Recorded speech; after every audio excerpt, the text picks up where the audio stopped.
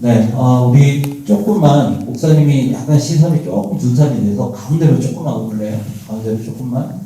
자, 지금 너나 나나 다 지금 코로나 걸린 상태에서 상관없어요.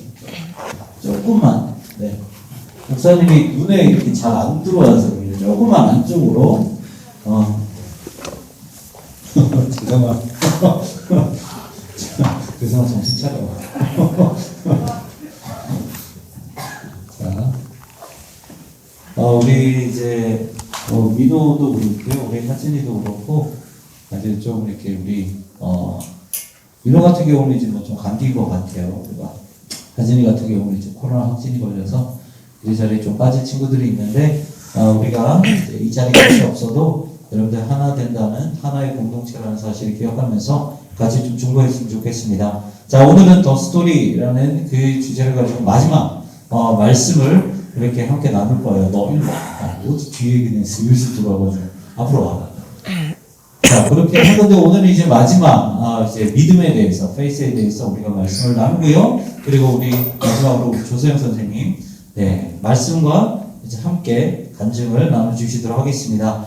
자, 오늘 저와 여러분들 함께 나눌 말씀은 여러분들이 잘 알고 있는 창세기 야곱의 말씀이에요. 여러분들 야곱이라고 생각을 하면은 뭐가 떠오르세요? 야곱? 가장 먼저 떠오르는 것? 네. 에서. 네, 그렇죠. 목사님은 이제 진주광씨예요. 진주광씨. 네, 박사공파 27대 손이에요. 이제 야곱이라는 이제 경우에는 이름이 바뀐 사람이죠. 이름이 이스라엘로 바뀌고 그의 아들들 12명이 이스라엘의 12지파가 됩니다. 그러니까 이스라엘의 나라를 만드는 그 지파의 시조라고도 볼 수 있어요. 그리고 자신이 정말 사랑했던 아들 요셉을 한동안 잃어버린 적도 있고, 아마 여러분들 머릿속에 이런 것들, 이제 애서랑 싸우는 것들, 이런 것들이 기본적으로 이렇게 머릿속에 자리 잡고 있을 거예요. 그런데 이 야곱의 인생을 조금 더 디테일하게 한번 살펴보면, 야곱의 인생이 얼마나 스트레스가 많은 인생이었는지, 얼마나 힘들고 고난을 많이 겪었던 사람이었는지 여러분들 알 수 있을 거예요. 자, 야곱은요, 태어날 때부터 계속해서 치열하게 싸웠던 사람이에요. 어머니 뱃속에서 함께 에서 형과 함께 싸웠던 사람이고, 그리고 태어나고 나서도 장성했을 때 에서와 계속해서 경쟁했던 사람. 그래서 형제의 난이 일어나죠. 그렇게 해서 어쩔 수 없이 외삼촌 집으로 도망갈 수밖에 없었던 그 야곱. 그리고 외삼촌 집으로, 발음이 안 돼요. 외삼촌 집으로 가서 좀 편안하게 살 줄 알았는데 20년 동안 개고생했던 거예요. 그리고 다시 돌아왔을 때 형 에서를 다시 만난다는 그 스트레스. 그리고 사랑하는 딸이 강간당하는 거. 그리고 사랑하는 아들들이 살인을 한다는 거. 그리고 자기로만 끝날 줄 알았는데 자신들의 아들들, 12명의 아들들 때문에 가장 아꼈던 요셉을 잃어버리는 사건. 태어날 때부터 노년에 이르기까지 이 야곱의 인생은 스트레스의 연속이었어요. 고난의 연속이었어요. 그런데 이렇게 힘들었던 이 야곱이 그의 인생에서 버팀목이 될 수 있었던 게 있었는데 무엇이냐면 그것이 바로 하나님의 마음이었다는 거죠. 하나님을 만났던 그 순간이었다는 거예요. 이렇게 평생 동안 스트레스를 받아온 인생이지만 야곱을 붙잡아 줄 수 있었던 그 힘의 근원이 있었는데 그게 바로 하나님과의 만났던 그 기억이었다는 거예요. 여러분들 사실은요, 이 야곱이 부모를 떠나서 홀로 외삼촌 집으로 갔던 그 외로운 순간이 야곱에게 가장 괴로웠던 순간은 아니에요. 여러분들 우리 곰곰이 생각을 해봅시다. 야곱이 진짜 마음이 아팠고 야곱에게 정말 힘들었던 그 순간이 무엇일까? 그것이 무엇이었을까? 목사님이 이 말씀을 묵상하는데 그런 마음이 들더라고요. 내가 왜 장자권에 눈이 멀고 축복권에 눈이 멀어서 왜 형에게서 이런 걸 뺏었을까? 왜 괜히 내가 이것을 빼앗아서 집을 이렇게 분위기로 만들었을까? 라는 그런 자책과, 그리고 나의 잘못된 선택 때문에 부모의 마음에 못을 받고 외삼촌 집으로 도망갈 수밖에 없었던 그런 죄책감. 그리고 자신이 저질렀던 이 자책과 죄책감이 계속해서 스며들어오는, 계속해서 공격해오는, 홀로 있을 수밖에 없는 그 외로움. 야곱은 그게 제일 힘들었을 거예요. 내가 괜히 그랬지. 내 하나의 행동 때문에 집 분위기가 이렇게 됐고 부모에게 상처를 줬지. 그리고 계속해서 그 안 좋은 생각이 외삼촌 집으로 가는 그 먼 길, 그 오랜 시간 동안 그 외로움 가운데 야곱을 괴롭혔다는 거예요. 그것이 야곱에 있어서 너무나도 힘들었다는 거죠. 그렇게 힘든 상황에서 이 오늘의 말씀을 보니까 베델, 그러니까 베델의 옛 이름은 루스라고 하는 황무지와 같은 그런 땅이었어요. 밤이 되어서 루스라는 곳에 도착을 했을 때 잠을 자야 되죠. 돌 하나를 가지고 와서 돌을 베면서 잠을 자요. 그때 누가 야곱에게 나타나냐면 사닥다림 환상을 통해서 하나님께서 야곱에게 등장합니다. 야곱에게 위로를 해주세요. 그래서 이 야곱이 하나님과 그때 딜을 맺습니다. 여러분 생각을 해보세요. 감히 피조물에 하나님과 딜을 맺는다는 것 말도 안 되는 것이죠. 그런데 이 야곱이 제가 하나님과 이 세 가지의 딜을 할 건데 만약에 하나님이 나에게 이 세 가지를 지켜주신다면 하나님은 나의 영원하신 하나님이 되실 것입니다. 라고 이렇게까지 딜을 맺을 수밖에 없었던 이 야곱의 마음이 어땠을까?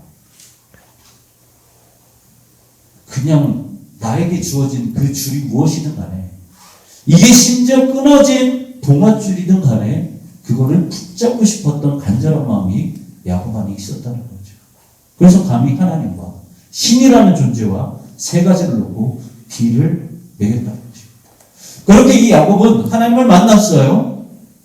그리고 하나님을 만나고 나서 그 뒤에 인생이 평탄해질 것이라고 생각을 했는데 여러분 잘 들어봐요. 하나님을 만나고 나서 그 뒤에 스토리를 봤더니 야곱은 이제 외삼촌 라반에게 도착을 합니다. 평안해질 줄 알았어요. 하지만 20년 동안 외삼촌 밑에서 개고생을 합니다. 아내 때문에 그리고 자신의 목, 자신의 재산 때문에 무려 20년 동안 개고생을 해요. 그리고 수많은 이제 자식들과 이제 아내들과 그리고 재산들과 종과 노비를 데리고 나왔는데 어느 날 봤더니 자기를 끊임없이 괴롭혔던 그 트라우마 같은 형이 자기를 맞이하고 있대요. 스트레스를 받죠. 하지만 그것도 잘 그냥 벗어났어요. 그리고 세겜이라는 땅에 정착을 했어요. 근데 자신의 사랑하는 그 딸 디나가 그 부족 사람들한테 강간을 당합니다. 그리고 그 딸의 강간을 복수하기 위해 그의 오빠 2명 시므온과 레위가 칼을 들고 찾아가 그 세겜 지파에 있는 모든 사람들을 싹쓸이 죽여버려요. 여러분들 한번 비교를 해봅시다. 베델에서 하나님을 만났을 때 그 전과 야곱이 베델을 만나고 나서 그 후에 사건들을 비교했을 때 어떤 게 더 잔인하고 어떤 게 더 참혹해요? 하나님을 만난 후가 오히려 더 참혹하다는 거예요. 여러분 우리가 기억해야 될 게 이거예요. 우리가 하나님을 만났을 때 뭔가 그 뒤에 인생은 풀리겠지. 내가 하나님과 딜을 맺었으니까 그 뒤에 인생은 풀리겠지라고 생각을 하지만 어쩌면 우리 인생이 하나님 만나서 뒤 꼬여버릴 수도 있다는 거예요. 이런 하나님이면 나는 안 믿겠다. 그래서 신앙을 버리기도 하고요. 하나님을 외면하기도 합니다. 야곱의 인생이 그랬어요. 하나님을 만나서 그 땅을 베델이라 하나님의 집이라고 명명을 하고 오히려 갔는데 20년 동안 개고생하죠. 다시 한번 트라우마가 다시 오죠. 그리고 사랑하는 딸이 강간을 당하죠. 사랑하는 2명의 아들이 살인을 저질렀어요. 그리고 그 이후에 정말 사랑했던 자신의 아들 요셉을 잃어버린 거죠. 오히려 가슴이 찢어지는 그런 사건들이 하나님을 만나고 난 뒤에 이루어졌다는 거예요. 하지만 그때 우리는 무엇을 봐야 되냐면 오늘 보면 1절의 말씀을 보셔야 된다. 이 야곱이 정말 말도 안 되는 이 스토리 가운데에서 하나님은 야곱을 다시 한번 찾아오셔서 야곱에게 뭐라고 말씀하셨냐면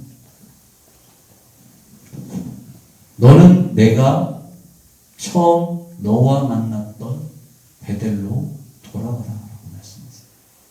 세겜 땅에서 그 어려움이 있을 때 나는 과연 하나님을 만나고 나서도 이렇게 힘든 삶을 살아야 하느냐? 도대체 내 인생은 왜 이렇게 되어야 되지? 왜 내가 어머니 뱃속에 있을 때부터 지금까지 왜 이런 고생을 당해야 되지? 라고 생각하고 있을 그때에 하나님은 야곱에게 나타나서 너 나랑 처음 만났던 베델로 돌아가. 처음 하나님과 만났던 기억 속으로 다시 돌아와라고 말씀하셨다는 거죠. 다시 말씀드리면 하나님을 처음 만났던 그 순간, 하나님과 처음 약속했던 그 자리, 그리고 하나님과 처음 느꼈던 그 첫사랑의 자리로 다시 돌아오라고 하나님께서 야곱에게 말씀하셨다라는 거예요. 그리고 야곱은 그 말씀에 순종해서 베델로 갑니다. 그리고 그 베델의 자리에서 하나님께 예배드리죠. 여러분들 왜 예배를 드렸을까요? 내가 지금까지 살아왔던 그 수많은 인생들, 내 머릿속으로는 힘들었던 기억들밖에 떠오르지 않았지만 지금 베델에 걸어와서 내가 지금까지 있었던 그 모든 여정들을 살펴봤더니 베델에서 하나님과 약속했던 그 세 가지 약속을 하나님께서는 단 하나도 어기지 않으시고 신실하신 그 하나님을 만나게 하셨다는 거예요. 단 하나도 내 약속을 어기지 않으셨던 하나님. 어떤 사건을 만나도 그것에 주저하지 않고 나의 손을 끝까지 붙잡으셔서 다시 하나님을 만났던 그 베델의 장소로 오게 하신 하나님을 깨닫게 하셨다는 거예요. 여러분들 기억하시기 바랍니다. 여러분들 안에 하나님이 되었든 무엇이 되었든 내 안에 불평과 불만이 있다면 여러분들과 하나님과 처음 맺었던 그 언약, 처음 했던 그 약속, 처음 했던 그 사랑, 처음 만났던 하나님의 그 모든 것이 여러분들의 불평과 불만 때문에 보이지 않게 될 거예요. 하지만 오늘 야곱의 모습처럼 하나님의 말씀대로 여러분들이 하나님과 만났던 그 베델, 여러분들과 하나님만이 아는 그 베델의 장소로 여러분들이 다시 한번 돌아왔다면 내가 지금까지 살아왔던 17년의 인생, 18년의 인생, 19년의 인생, 정말 수도 없이 많은 어려움이 있었지만 수도 없이 많은 그 스트레스에서 살았고 지금도 살아가고 있지만 하나님은 단 한순간도 내 손을 놓지 않으셨구나라는 것을 깨닫게 된다는 거죠.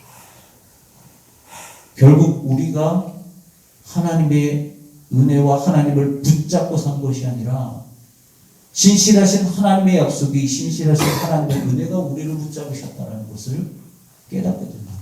언제? 여러분들이 베델의 기억을 가지고 있을 때. 그때 하나님에 대한 그 감사와 신뢰가 다시 한번 여러분들 마음 가운데서 뜨겁게 타오를 수 있다는 것입니다. 그래서 오늘은요, 오늘 우리 조세영 선생님 나오셔서 우리가 간증을 또 들을 건데, 여러분 우리가 신앙을 붙잡으면서 때로는 그 신앙 가운데서 하나님을 만나는 것이 원망이 될 수도 있지만 결과적으로 신앙을 통해서 하나님께서 우리를 붙잡고 계시는 그것이 은혜라는 것을 여러분들은 깨닫으셔야 되는 거예요. 그래서 오늘 우리 조세영 선생님 지금 나오셔서 우리 말씀을 들을 텐데 여러분들 그 말씀 가운데 늘 말씀드리지만 여러분들 뽑아가셔야 될 엑기스는 다 뽑아가시기 바랍니다. 그래서 여러분들 진짜 앞으로 야곱처럼 정말 수도 없이 죽을 때까지 그렇게 살아갈 수도 있어요. 100년 넘는 인생. 야곱이 끝까지 편안하게 살았을까, 여러분? 야곱의 마지막 목숨줄은 자신의 원래 고향인 가나안이 아니라 애굽에서 죽었어요. 자신의 고향 땅이 아니라 남의 땅에서 죽었어요. 태어날 때부터 죽을 때까지 야곱은 스트레스의 연속이었어요. 고난의 연속이고 암울한 인생의 연속이었어요. 그런데 그가 그렇게 살 수 있었던 이유는 신실하신 하나님이 야곱을 붙잡았지, 야곱이 하나님을 붙잡기 때문이 아니라는 거예요. 여러분들 그 기억하시면서 우리 조세영 선생님 나오셔서 인정해 주시도록 하겠습니다. 네, 박수로 모실게요. 이 마이크는요? 아니요, 그냥 하시면 녹음이 돼요.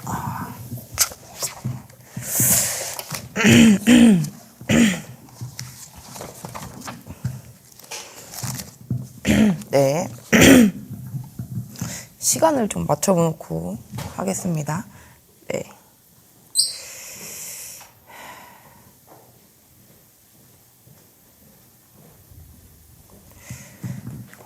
안 그럴 줄 알았는데 막상 앞에 서니까 떨리네요. 떨리니까 기도하고 시작하겠습니다. 하나님, 떨리는 마음으로 이 자리에 섰습니다. 나는 보잘것없고 연약하지만 내가 믿는 하나님은, 나와 함께 하시는 하나님은 위대한 분임을 잘 압니다. 건증을 통해 고등부 친구들이 나를 보지 않고 내 안에 하나님을 볼 수 있게 해주세요. 사랑이 많으신 예수님의 이름으로 기도드립니다. 아멘. 자, 제가 살아온 이야기를 하려고 합니다. 저도 여기 막 이렇게 경력 같은 거 막 이렇게 썼으면 참 좋았을 텐데 없어요, 저는. 네, 그래서 PPT는 하지 않고 네, 그냥 하겠습니다. 부끄럽고 창피한 이야기이고 참 청승맞은 이야기지만 이제는 그 이야기를 회자하며 웃으며 이야기할 수 있다는 것에 감사하는 마음으로 섰습니다. 여러분은 꿈이 있으신가요? 꿈. 뭐가 되겠다. 어떤 사람이 되고 싶다. 어떻게 살고 싶다 등등의 꿈 말이에요. 저도 꿈이 있었습니다. 그리고 저의 꿈은 저의 기도 제목과도 일맥상통합니다. 저의 첫 번째 기도 제목은 경찰이 되게 해주세요 였습니다. 거의 10년 이상을 이 기도만 한 것 같아요.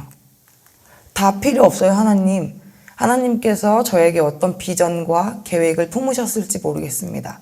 근데 죄송합니다만 하나님 저는 경찰 시켜주세요 라고 기도를 합니다. 당연히 저의 모든 스펙은 경찰이 되기 위해서 준비되어 있고 저를 아는 주위의 모든 사람들이 너는 경찰이 되기 위해 태어난 사람이다. 너가 아니면 세상에 경찰이 될 사람이 없다 라는 얘기들을 했어요. 결론부터 말을 하자면 저는 경찰이 되지 못했습니다. 10년 넘게 가져온 꿈이 좌절되었을 때 전 어땠을까요? 네, 많이 힘들었고 한없이 땅끝까지 바닥까지 무너졌습니다. 일어날 힘도 의지도 없고 삶과 죽음의 선택을 고민하는 그런 날도 있었어요. 그런 지옥 같은 시간을 보낼 때 그때는 기도도 말씀도 찬양도 나에게 아무런 위로와 평안이 되지 못했어요. 자력으로는 도저히 회복이 되지 못했을 때 저에게 도움의 손길이 찾아옵니다. 교회에서 교사로 섬기시는 어떤 분께서 나와 함께 교사를 해보지 않겠냐라는 제안을 하셨어요. 밥을 먹을 힘도 없고 의지도 없는 사람한테 교사를 하다니 참 뭐 말 같지도 않은. 그래서 당연히 마음속으로는 노라고 외치고 있었으나 저는 되게 어이없게 네 해보겠습니다라는 실언을 해버렸어요. 네. 교사를 하면 어때요? 일단 교회를 빠지지 못해요. 예배에 항상 참석해야 합니다. 그리고 교사는 학생과 부모님께 어떤 식으로든 본이 되어야 하는 자리예요. 또 공각 공부가 있어요. 되게 짧은 공각 공부 시간이지만 그 짧은 시간을 위해서 성경을 보고 기도를 하며 일주일 동안 준비를 해서 와요. 여기 선생님들이 일주일 동안 그냥 있다 이렇게 오는 것 같죠? 절대 그렇지 않아요. 네, 항상 말씀으로 여러분을 위해 준비하고 일주일 동안 여러분의 이름을 붙들고 기도하다가 이 자리에 옵니다.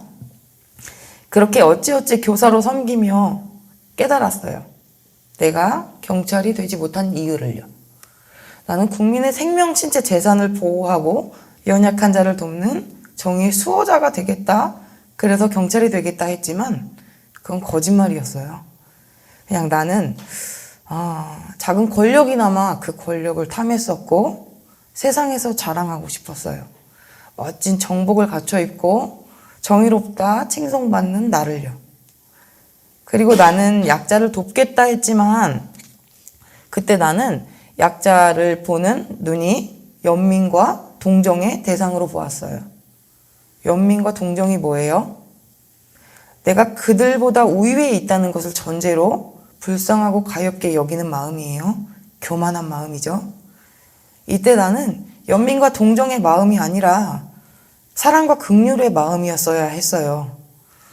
저희 어머니가 저한테 초등학교 시절부터 교만은 패망의 선봉이니 교만하지 말고 겸손하라고 귀에 딱지가 않게 얘기를 하실 때 저는 나는 교만한 게 아니라 내가 잘난 게 팩트다라는 얼토당토 않은 대답을 하곤 했습니다.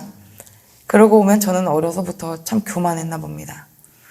고슴도치도 자기 자식은 하마마다 하던데 저희 부모님은 저보다 저를 더 객관적으로 잘 바라보신 것 같아요. 저는 자존감이 높은 사람이에요. 그리고 자존심이 센 사람이기도 합니다. 세상이 무엇을 중심으로 돌아요? 축이 뭐예요? 과거에 나는 세상이 나를 중심으로 도는 줄 알았어요. 요즘 시중에 나와 있는 자기계발서니 에세이니 인문학 교양 특강이니 등등에서 자존감을 높이라는 말을 참 많이 해요. 자존감이 뭐예요? 셀프 이스팀. 자신의 존엄성이 타인의 외적 칭찬이나 인정에 의한 것이 아닌 자기 자신의 내면의 사고와 가치에 의해 얻어지는 개인의 의식이라고 해요. 자존감과 교만은 한 끗 차이입니다. 나의 주인이 누구냐에 따라서 달라져요. 나의 행동에 따른 결과물에 대한 칭찬과 영광이 나한테 오만 교만이고 모든 결과를 얻게 하신 하나님께로 돌리면 자존감이 될 수 있습니다. 칭찬은 고래도 춤을 추게 한다고 해요. 진짠지는 모르겠어요. 본 적이 없어가지고. 근데 그 칭찬의 달콤한 유혹을 조심하세요. 잘한다 하니까 진짜 지가 잘나서 그런 줄 알고 하늘 높은 줄 모르고 교만해질 수 있습니다. 하나님이 우리를 왜 지으셨어요? 찬양 받으시기 위해, 영광 받으시기 위해 우리를 만드셨어요. 그런데 그 칭찬을, 영광을 우리가 가로채면 그게 교만이에요. 하나님은 교만한 자를 싫어하시고 절대 사용하지 않으십니다. 이건 확실해요. 저를 보면 알 수 있잖아요. 제가 산 증인이에요. 네. 칭찬받을 때 달콤한 말이 도취되지 말고 하나님께 영광 돌리는 습관을 들이시길 바랍니다. 인생에는 방황기라는 것이 있어요. 이미 그 방황기를 지난 친구도 있고 지나고 있는 친구도 있고 또 앞으로 올 친구도 있겠죠. 뭐 없으면 더 좋고요. 저는 고등학교 시절, 대학교 시절이 방황기였습니다. 하나님이 없으실지도 모르겠다라는 막연한 의심이 들 때가 있었어요. 그럴 때에도 저는 놓지 못한 것이 한 가지 있습니다. 기도도 아니고 말씀도 아니고 바로 예배예요.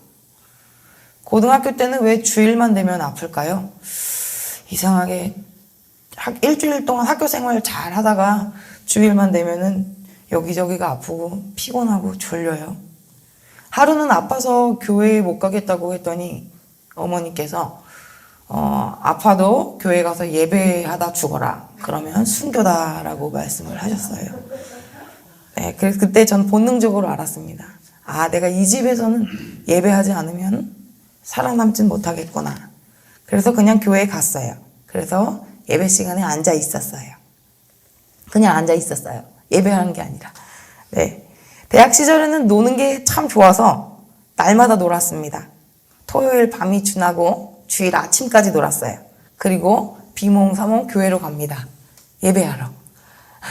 그리고 겨울이 되면 그때 스노우보드에 꽂혀가지고 친구들과 함께 평창에 있는 피닉스 파크나 용평 리조트 옆에 달방을 끊습니다.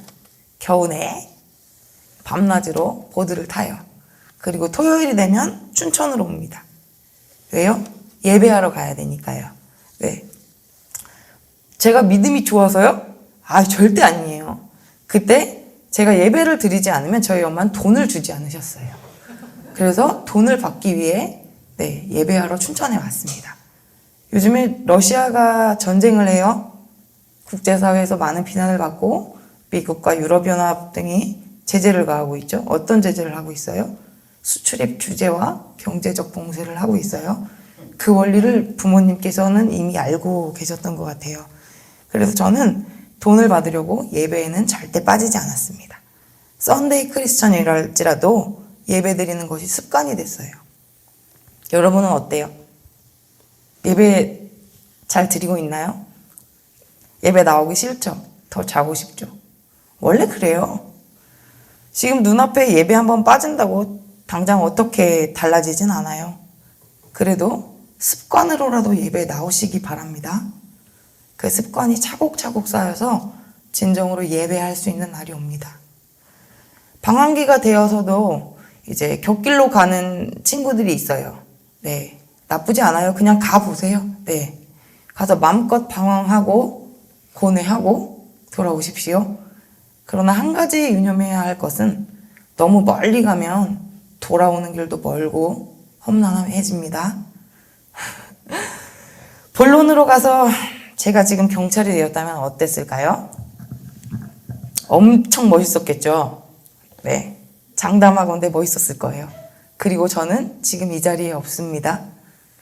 내 맡겨진 바 임무에 최선을 다한다는 핑계로 일요일에도 근무하고 예배에 빠지면서 일하며 예배를 소홀히 했을 거예요.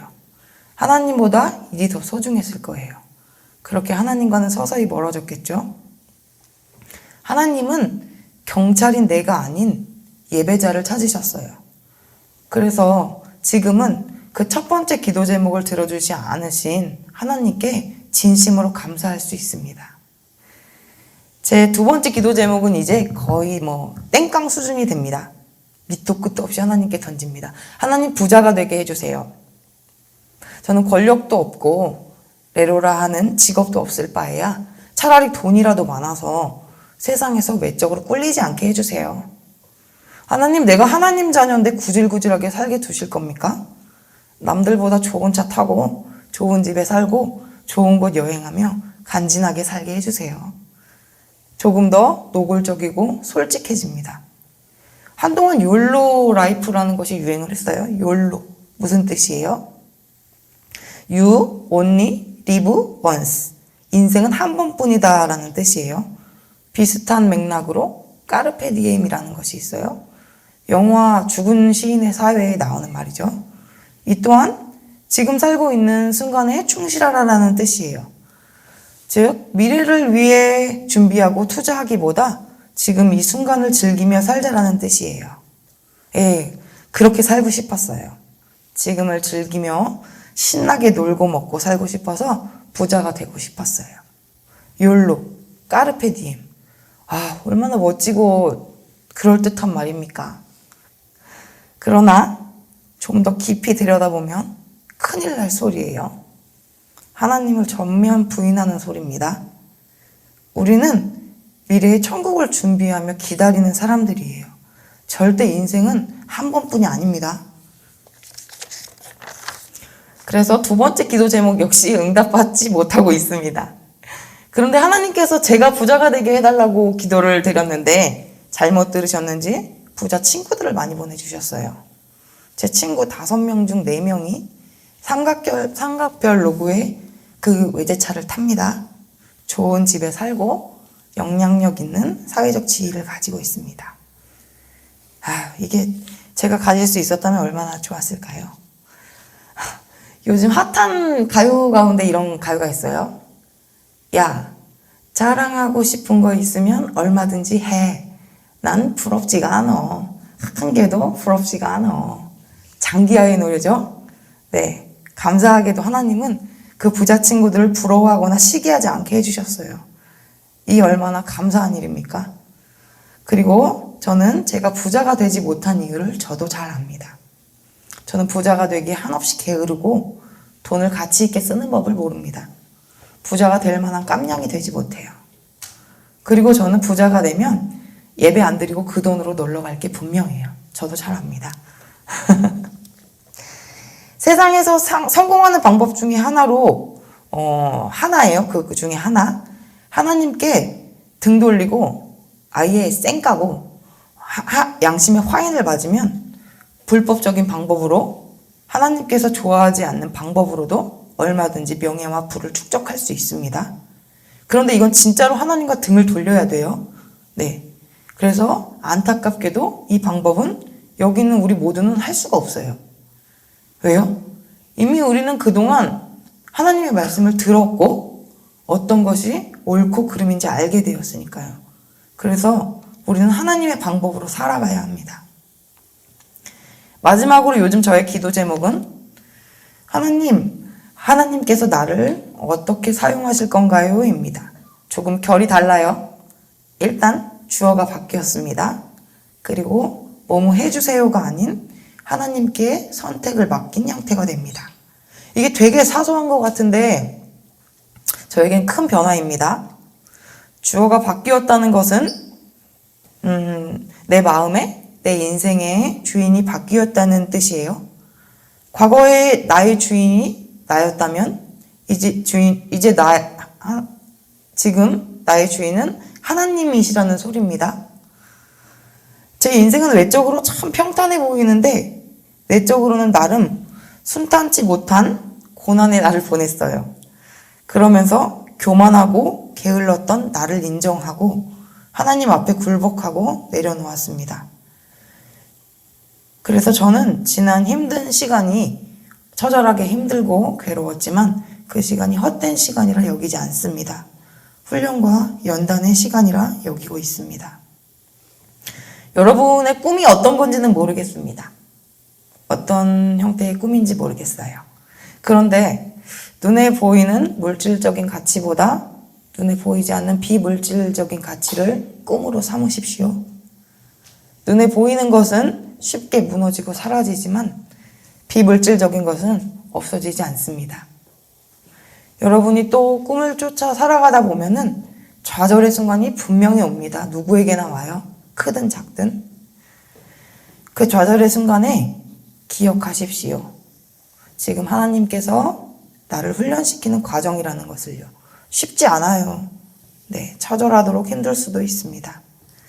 하지만 그래도 의식적으로 기억하고 되뇌이십시오. 그래서 좌절했을 때에 그 훈련 과정을 인내하며 감당해 내십시오. 그리고 하나님은 언제나 여러분을 도우십니다. 그 도움이 어떻게 올지는 모르겠어요. 말씀 속에서, 찬양 속에서, 기도하는 가운데 감동으로 올 수도 있고요. 또 동역자의 손길로 다가올 수도 있습니다. 그러니 항상 예민하게 깨어 있으십시오. 동역자가 손 내밀었을 때에 그 손 잡을 수 있는 용기도 가지십시오. 내 모습이 가장 초라할 때에, 좌절되었을 때에 도움의 손길을 잡는 것 또한 용기입니다.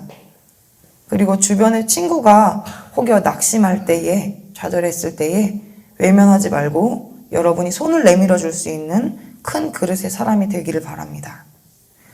훈련되고 연단되는 과정이 어려울지라도 여러분을 지으신 하나님을 믿고 의지하며 인내해야 합니다. 겸손한 마음으로 인내하며 성실하게 예배하는 진정한 예배자가 되십시오. 그래서 하나님께서 일하실 때에, 믿음직한 일꾼을 뽑으실 때에 여기 있는 여러분이 그 일꾼으로 뽑히시고 사용되어지기를 간절히 소망합니다.